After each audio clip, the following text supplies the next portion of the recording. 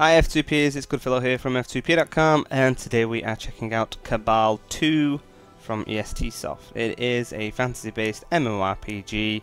It's already been out in Asia for a couple of years now, but the company have pretty much just got to the point where they're going to be releasing the open beta for the North American servers, which can be connected to by Europeans and generally English-speaking communities. But like I said, it has been out for a few years. The open beta is upon us, and we've been given access to essentially the founder pack early access content. So it's going to be coming out in a few days. We get to play it a few days before that.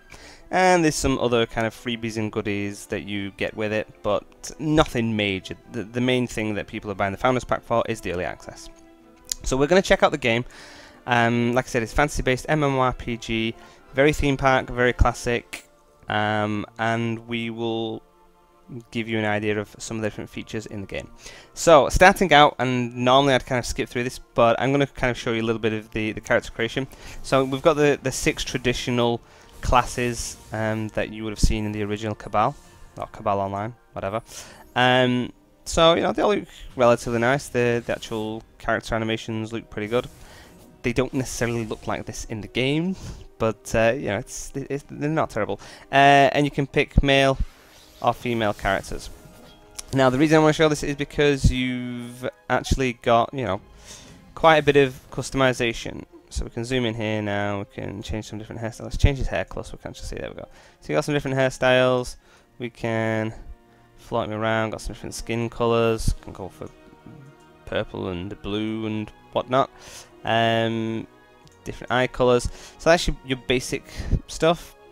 Then you've got loads of sliders, so you know you can change all the facial features. Some of them are very subtle, so you will barely notice the difference with some of the presets. But then you've got shapes as well. So again, some subtle stuff, and we can check out some of the. There we go. Yeah, anyway, so just wanted to flag it up that, you know, it's got some interesting aspects and elements to the character customization. It's a little bit more detailed than what a lot of other games do allow, so that's not something I figure you shouldn't overlook. And the thing I like the most, and I'm going to show you a character that I previously made and the one that we will be testing today. Here you go. This is my Force Arch. I've made her quite a little chubby. Can't tell as much from here because I can't rotate her. But I like the fact that we can make somebody that's a little bit overweight. Because typically in these fantasy-based MMORPGs, your characters are very much the kind of slim and lithe and athletic or kind of heroic, muscle-bound champions that I guess you expect of fantasy, but it's nice to have the option to do otherwise. So here we go. So we can zoom in on our gal, and she's definitely got that butch that butch look about her with with that haircut. Anyway, I thought we'd make something a little bit different. So we've got to level 10, as you can see, and it's taken a couple of hours to get here. And we're in the middle of doing some quests and stuff. So I'm going to kind of show you basically how the quests are going. This is Shura. For the last 10 levels we've been trying to find her daughter, and it's taking some time. The whole concept of the game is that we're trying to find our younger brother. But essentially we're mercenaries, our brother got kidnapped, and we've come to this new continent to try and find him, and these other kids are going missing. So they're kind of like Force user kids or something, I don't know. It's all part of the main storyline. So with your questing, you've got hyperlinks to Autopath. So if that one won't track it for some reason, okay, and what about that one? And that one won't either. Fantastic. So that was a terrible example to start us with. However, we do have our mount. Now with the Founders Pack you can get a black one of these, but as everybody's riding around on black ones because the only people playing are Founders, we figured we'd stick with our colourful ostrich type thing. So let's have a look at our map. Where are we going now for this new quest? I don't know. So move to Frey Hilltown by using the warp gate. Okay, oh, well, we'll use the warp gate then. So we've got warp gates, and I didn't think anything would be unlocked here because I've only just reached this location. Redstone Breeze.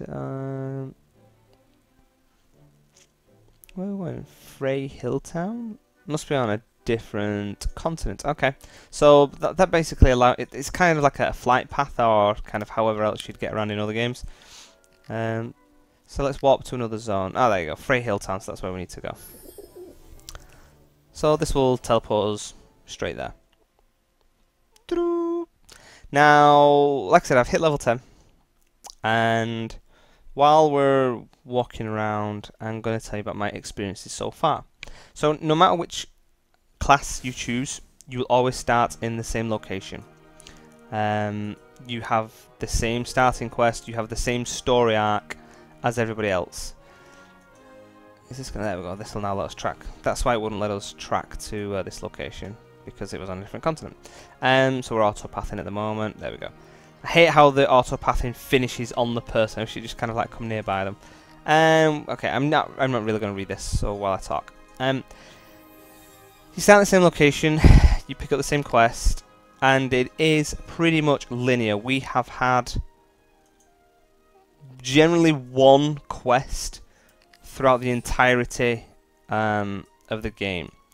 Now, some of the quests are now branching out to show us crafting and to show us look at this auto-pathing.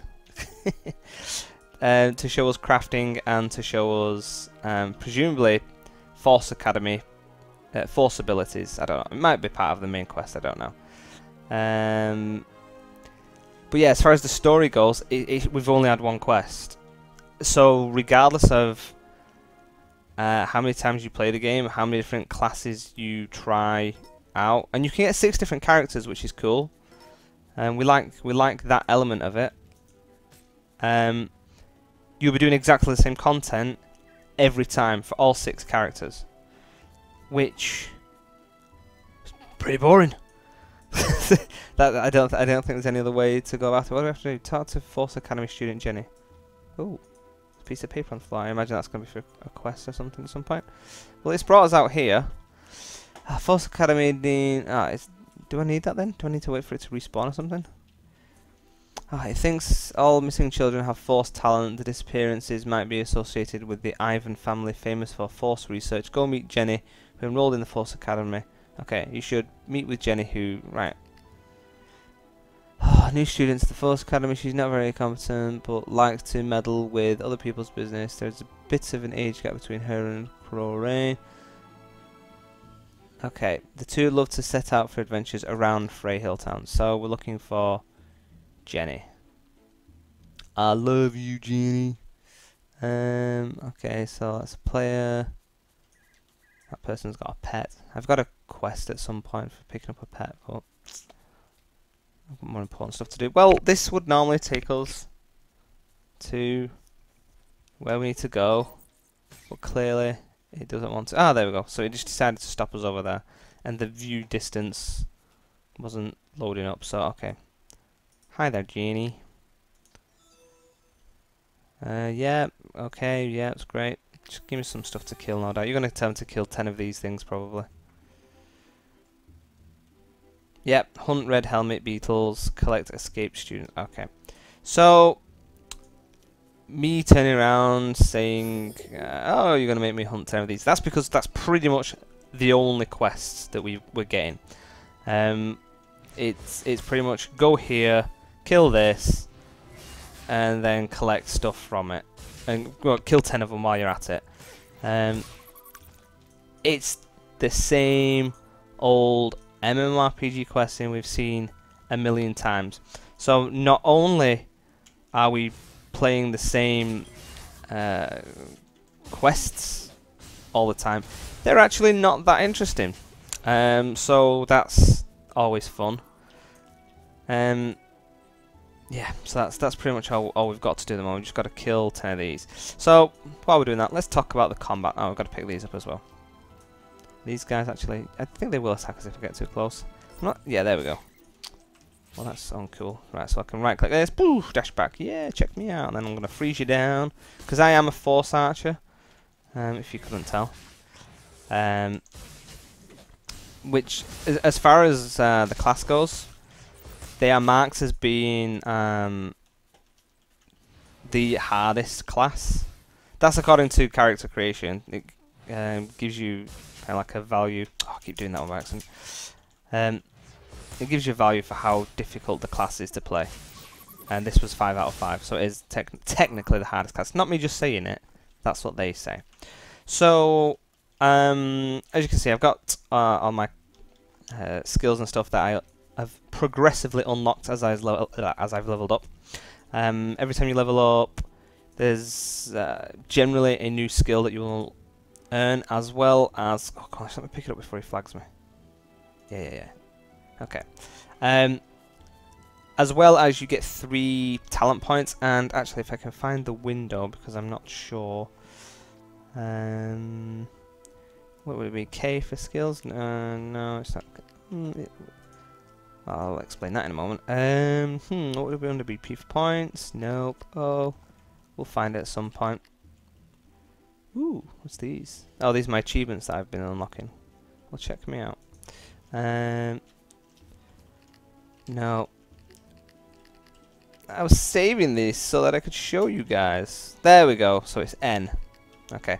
And so you get 3 points every time you level up. So you can put your points into all attacks, healing power, critical accuracy, max HP, MP, and then you've actually got PvP attack and PvP defense at the bottom, which is great. The problem is that the PvP arena stuff only becomes unlocked at level 28. So I didn't know that when I put those first 3 points in. So really, it's a waste of time. You might as well just kind of get to upper levels and then just respec. If you can. That's being very presumptuous, but I imagine you can. Usually can. So what I'm going to go with, accuracy. I'll put some more into critical accuracy. Regen, no. Max hit points, no. Oh, and we'll just go into all attack points. There we go. And that's it. As simple as that. So now I'm a little bit stronger. Now I did show. There we go. So these are the skills that I've unlocked. And you've got consecutives, and essentially what this is, I've got aim shot. So once I hit aim shot, there comes a point where I can trigger scatter shot, which will do a combo, and it basically builds up combos. As you can see, when you level up, you will unlock additional consecutive combos that you can perform. I knew that dude was going to come for me.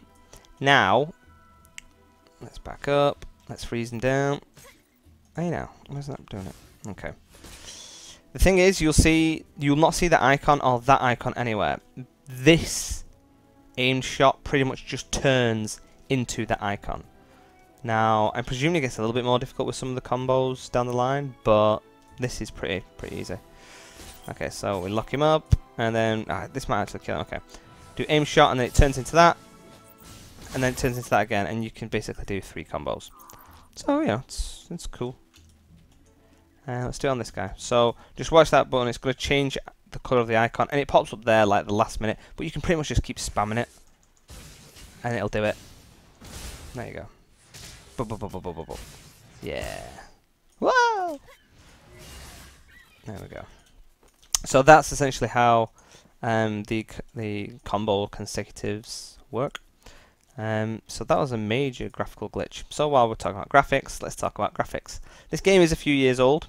Like I said, it has previously been released in Asia, so it's only the NA release now that we're playing.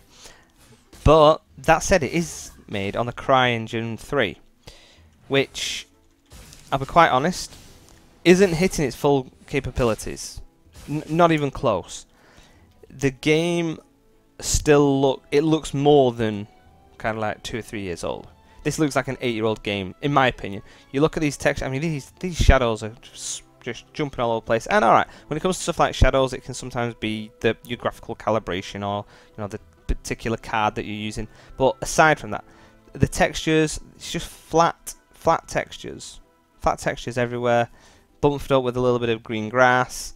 You know, you look at these trees and you've got some real kind of like sharp angles. Some stuff kind of shows it up more often than others. You get up close to these, really blurry, rocky. You know, you've got jagged textures. This is just not what I would expect of a modern day MMO. And it's quite disappointing, because I feel that the game itself, at its core, it's not bad. The problem is that the reason it's not bad is because this game has been made a million times by a million other MMORPGs. There's absolutely no kind of unique content to it. So I'm just concentrating now. Went all quiet for a second. Yeah, it's very generic. It's kind of used a tried and tested formula, but by using a tried and tested formula, you've basically just made a game that everybody else has already played. So unless you are a Cabal online, kind of like one of the original players, or you've not played an MMORPG before, I don't know whether you'd necessarily want to play this game, because if you've played other MMORPGs, it'll just feel like playing MMORPGs that you've played before. And that's the unfortunate truth. You know, as much when I play these games, and you can tell that the effort's been put in, and you know they've thought about the storyline, and you know the actual world design and layout is pretty good. So it always disheartens me to have to be kind of overly critical about stuff. And if you disagree with anything I'm saying, then you know, feel free to kind of comment. Plenty of people with stuff like this will turn around and say, "Oh, well, you know, you kind of comment, you've only at level 10."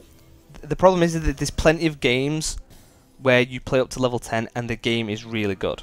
Okay, where there's loads of stuff to do. You play something like Star Wars: The Old Republic or Skyforge, which is even newer. Skyforge hasn't even been released, and there's a ton of stuff to do. You know, you go into a zone and you've got loads of different quests, not just the same quest over, you know, and that's my issue. And you know, these other games look great, and they're older than this. So where am I going here now? That's one of my. It's just disappointing.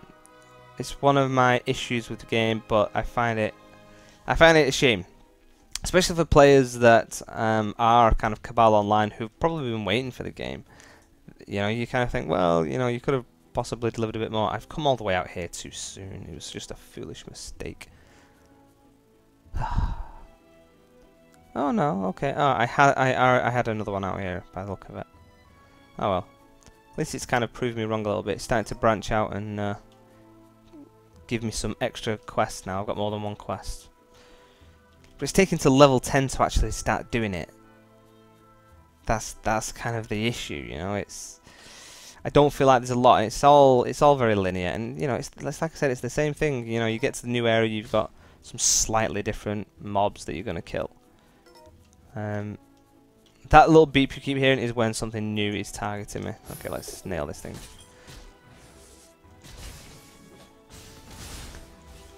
One of my kind of big annoyances when I started playing this, I was actually looking for, once I was playing around with the combat, I was like, oh, you know, it's pretty good. You know, the force archer is actually pretty interesting. I feel like there's plenty of times where I've nearly got absolutely smashed, because, like I said, you know, I am playing one of the weaker classes and a little bit squishy. So I was kind of thinking, oh yeah, you know, it'd be good to play some PvP. But the fact that the PvP is end game, again, it's just another thing where you've got nothing to do. You have to do these quests over and over, and I don't know. I just don't think that's particularly a good way to put progression into the game. It feels like it's very restricted feature-wise, and there's plenty of features there. And when I get back into town, I'm going to show some of the other ones, particularly when it comes down to the crafting element.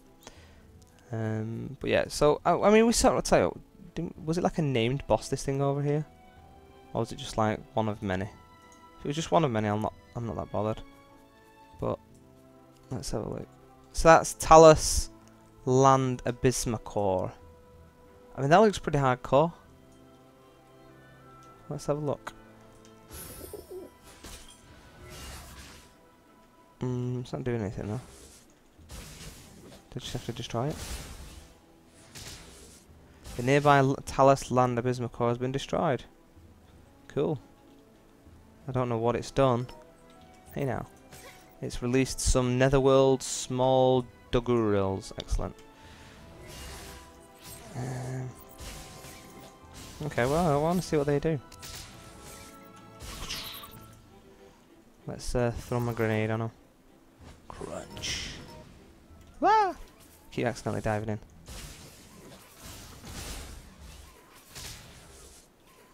Oh, they just keep coming out.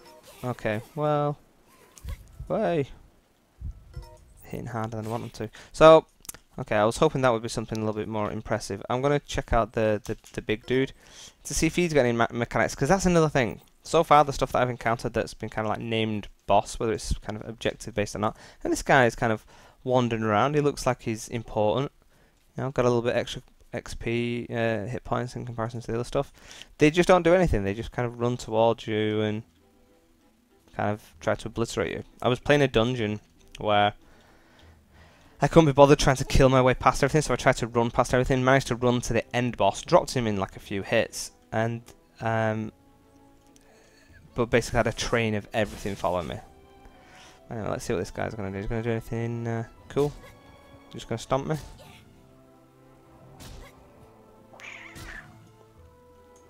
Okay, that's it. He's got one hit, one mover.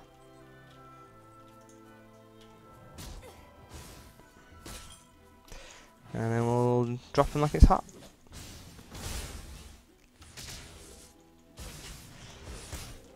So yeah, like I said, so the fact that, we're getting a few extra quests, which is fine. The problem is though, is that it's still only it's still in the same zone, and it's still pretty linear how it goes about it. It's not like you can kind of go to different areas and you've got many options. I have to kind of do all the quests here and then move on to the next zone and do all the next quests there. And I hate to compare games to World of Warcraft, but I'm going to. World of Warcraft is 10 years old, and even World of Warcraft, you had multiple zones you could start in and head to.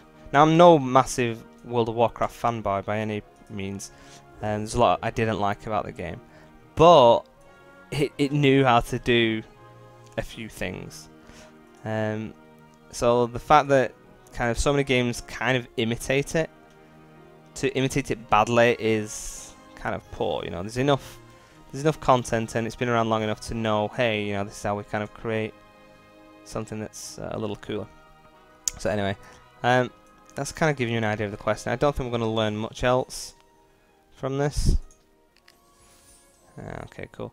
So Force Academy, yada yada yada. Okay, so it's just lots of more quests. Let's see.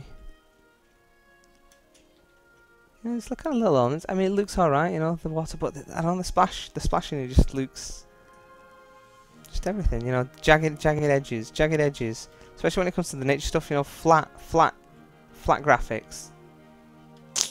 Just a lot of corner cutting for a game that's kind of supposed to be competing with new games. Right, okay, so what I want to find is a shop person.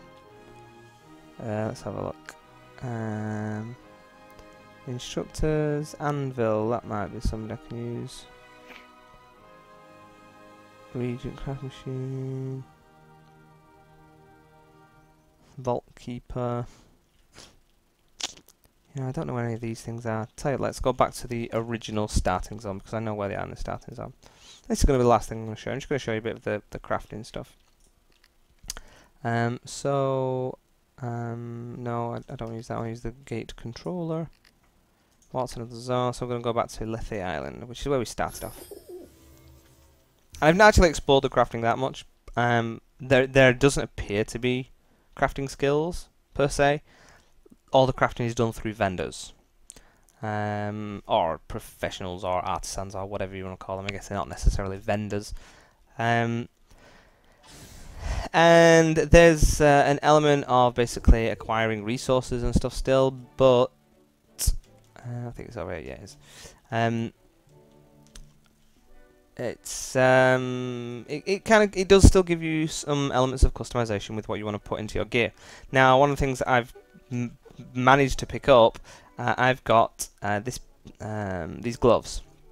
Now, they're worse than the gloves I've now got.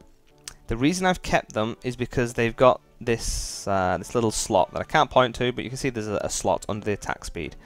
I got to level 10 and I kept getting gear, slotted gear for other items, for other classes. It took me pretty much to level 9 before I got a slotted piece of gear, and I can't seem to buy any slotted gear. Unfortunately, I had this Force Core Evasion level 10 that can only be used on equipment with Force Core slots that is level 10 or lower. So I'm now over the point where this is even useful for me, because I couldn't find any gear that it could be used in. But, you know, whatever. So, extract items. So this is another feature for extracting items. Essentially, it'll disenchant stuff. So I can put stuff there. I want to extract that. Can extract. Okay, extract that. Can I extract that? Oh, why won't it let me extract that? Can I only do one thing at a time? Because there's lots of different slots. So I don't know what that's about. See, worry belt. I've had that for a long time. Oh, for some reason it won't let me do that. Is that bound to me maybe? Very odd. Okay, so then extract item. Yeah, extract. And I don't know whether the more you have, the better the extraction is. There you go, I got some normal stuff. So, Beast Essence, inferior. Shining Red Essence, inferior. Receive in my bag. And there we go. That's pretty much disenchanting. Not entirely sure how it all works, whether stacking stuff will give you... because it seems to only roll once. So I guess if you stack in a load of cool stuff...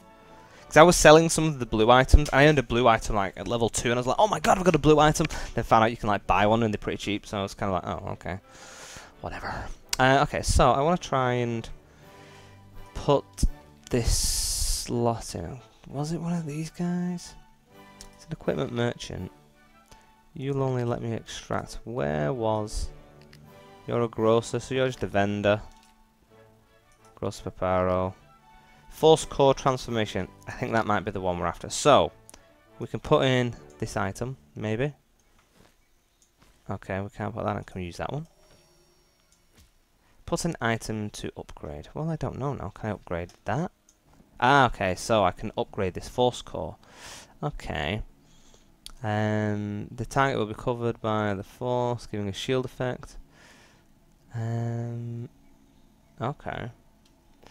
Success rate of transformation varies in the level of the main sub-Force Core. Transformation and boosts the success rate and a destruction defense portion, whatever. Failing that... okay, well I don't know what I need to put in though. Material Core. Material Core. Shining Essence maybe? Some of that maybe? Did you say it doesn't even explain how I actually do all this? And there was kind of like a quick... it wasn't even a tutorial, it was like a quest that brings you to it. And then kind of does nothing. So I actually don't know how to do that. So there you go. I don't even know how to put this into this. Can't drag it. So yeah. Well, I tried to show that and it's just failed miserably. So I'm quite disappointed about that. Oh, there you go. There's another person on the coloured one.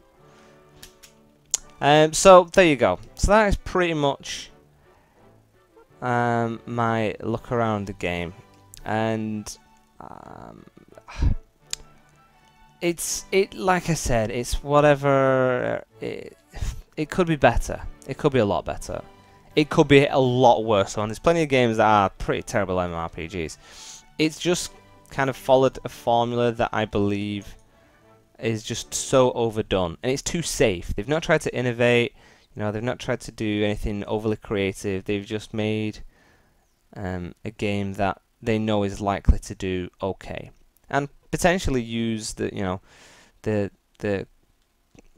community members and players that they previously had from the original title that want to play Cabal 2, that they've not necessarily done that much different, although the graphics look amazing in comparison to Cabal Online 1, but Cabal Online 1 looked pretty crap even for its time. So there you go. Oh, I didn't notice it. So it does do a day and night cycle as well, at least, because these rogue beetles are the things that killed me earlier on. Yeah. So there you go. That's my little look around the game. I hope you found it helpful. Hope you found it informative. If you found it useful, then please give us a thumbs up and hit the subscribe button to find out more of our videos, reviews, first looks, and all that good stuff. You can check us out on Facebook and on Twitter at f2pcom, or on our official website at f2p.com, where we do all sorts of news, reviews, giveaways, and that kind of good stuff. So thank you guys for watching. I have been Goodfellow.